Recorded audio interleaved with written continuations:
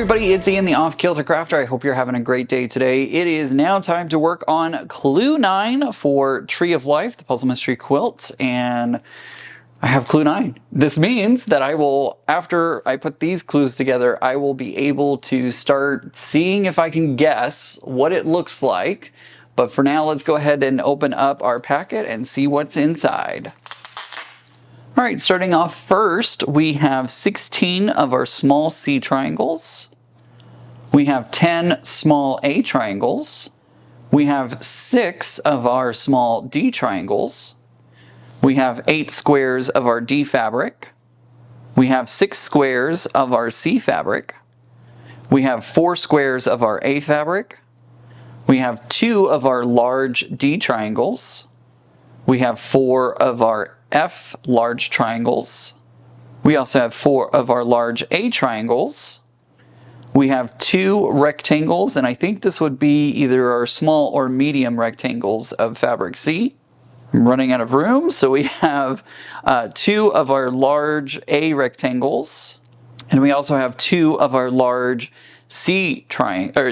rectangles. Go back to kindergarten, don't you, Ian? Anyways, 2 of our large C rectangles. That is everything that's included in Clue 9. Let's go ahead and clear all this off. I'm going to put it on the table next to me, and we'll start in with step number 1. All right. Okay, we're going to be starting off with our section 9A and 9B. We're going to be making 2 of each section 9A and 9B. The instructions below tell you how to make all of these sections at the same time. So we're going to start off with step number 1, and it says to sew a small C triangle to the top right of a large A triangle. We're going to press that, and then we're going to add on our second C triangle to the top left. We're going to make 4 of these in total. Again, we're kind of making flying geese here. So we're going to make 4 flying geese with our A and C fabric. So I'm going to go ahead and do that, and I'll come back when it's time to press it out. Okay, I have created the flying geese. So now the instructions for step 2 say that we're going to take 2 of the step 1 units and we're going to work with those. So I'm going to take 2 of the ones that I just created. I'm going to set them off to the side and we'll finish out step 2 here. All right, so I've set aside our 2 of our step 1 units, and I have 2 left here. We're going to join a C square to the left and a small C rectangle to the right. So we're just going to be adding those on just like that. And remember, we're making 2, so I'm going to go ahead and grab both of those, and I will come back when it's time to press that out.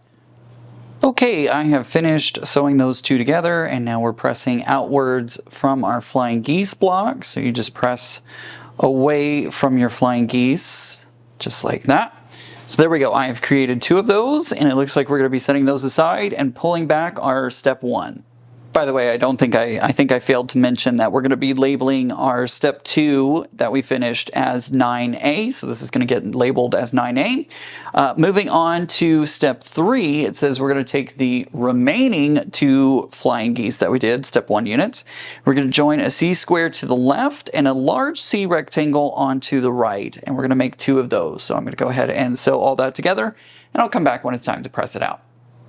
Okay, I've sewn all that together, and now I'm pressing, and again the instructions tell us to press away from our flying geese block there, so I am pressing away from the flying geese, at least I'm trying to. There we go. So there we go. That is going to be labeled as section 9B. We're ready to move on to section 9C. All right, we're going to start in on section 9A, and we'll be making 2 of section 9A. First thing that we need to do is we need to sew a small A triangle to a small D triangle. We're going to make 6 of these, and then it says we're going to set 2 of those aside in a moment, but for now we're going to sew 6 of these together, and I'll come back when it's time to press those out. Okay, I have finished making all, how many was that? That was 6. Done that, and we're pressing towards our A fabric, so I have all 6 of these. We are going to set 2 aside, so I'm going to grab 2 of these. I'm going to set them off to the side. We're not going to need them for a moment. We're going to move on to step 2. Okay, I misspoke in step 1. I thought we were going to be setting aside our 2. We're actually going to be setting aside 2 for step 5 and 2 for step 9. Anyways, it doesn't matter. What really matters is here for step 2, we're going to join a step 1 unit to the top of a D square with the A in the top right as shown, and we're going to make 2 of these. So I'm going to go ahead and sew both of those together, and then I'm going to come back when it's time to press it out. Okay, I've sewn those together and now we're pressing towards our D square, so down towards the bottom of our unit here. So I've made 2 of those. Let's move on to step 3 and see what's coming up next. All right, moving on to our step 3, it says we're going to join an A square to the top of a D square. We're going to make 2 of those, just like that. I'm going to go ahead and sew those together and I'll come back when it's time to press it out. Okay, I've sewn all that together and now I'm pressing towards my A fabric as the instructions so kindly show. So there we go. There is our step 3. Let's move on to step 4. Step 4 is going to be easy. All we're going to do is join our step 3 to the right of a step 2. We're going to make 2 of those. Remember that our center seam here is the one that nests, so I'm going to go ahead and put that together. Our A fabric will line up as you see here on the screen, so we're going to go ahead and do that.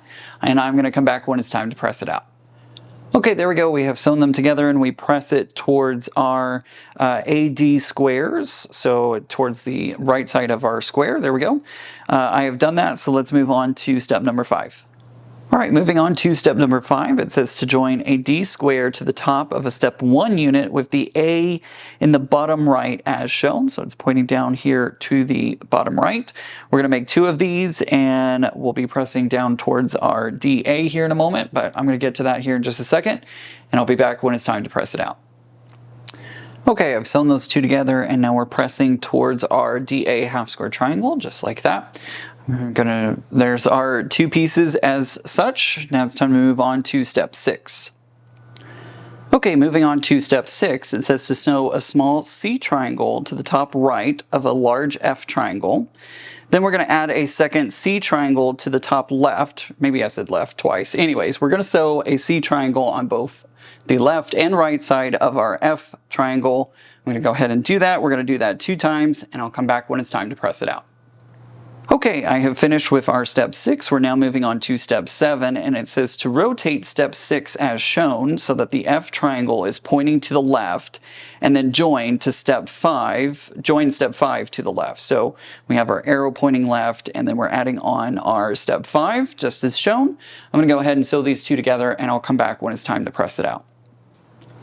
Okay, I have finished that and I'm now we're pressing as the instructions tell us to do towards our C and F portion, just like that.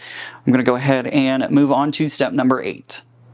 Okay, moving on to step number 8, it says we are going to join a step 7 to the right of a step 4. We're going to make 2 of these as shown. And that's all we're going to do. So we're going to line up our D fabric so that way it touches just like this. I'm going to go ahead and sew these together and I'll come back when I'm pressing it out. Okay, there we go. We have finished sewing those together. We now have 2 that look like this. Let's go ahead and move on to step number 9. All right, moving on to step number 9, it says to join a C square to the right of a step 1 unit with D in the bottom left as shown. So here's our D in the bottom left. I'm going to go ahead and sew these together just like this. We're going to make 2 of these and I'll come back when it's time to press it out. Okay, I have sewn those together and now we're pressing towards our C square just like that. So I have 2 pieces completed there. Let's go ahead and move on to step number 10. All right, for step number 10, it says to join a D square to the left of a step 9, and then we're going to add an A square to the left of that, and we're going to make 2. So basically, we are just going to attach these all together just as shown. Our D fabrics will be touching as you see here on my screen, or on your screen, I mean. I'm going to go ahead and sew all these together, and I'll come back when it's time to press it out. Okay, we sewn those together, and now we're pressing outwards from our D square. So you're going to press out towards the A and then out towards the half square triangles, like so. There we go. There is our step 10. Let's move on to step 11. Okay, moving on to step 11, we're going to sew step 10 to the top of step 8. We're going to make 2 of these, and you'll know you've done it right when your D fabric lines up in kind of this half swirl. I don't know what to call that. You've seen this before on this pattern, but I'm going to go ahead and sew these together, and I'll come back when it's time to press it out. Okay, I forgot to turn on the camera while I was pressing, but we did press, wait, no, sorry, we are pressing down. So the top row that just got attached, we do press down to the bottom portion of our piece, just like this. And we are now done with step 11 and our section 9C. We're now ready to move on to our section 9D. Okay, moving on to our section 9D, starting off with step number 1, it says to sew a small triangle of C to the top right of a large triangle of D. Then we're going to add on a second triangle of C to the top left. We're going to sew those together. We're making 2 of those. So I'm going to go ahead and sew those together, and I'll come back when it's time to press it out. All right, there we go. We have finished our step 1.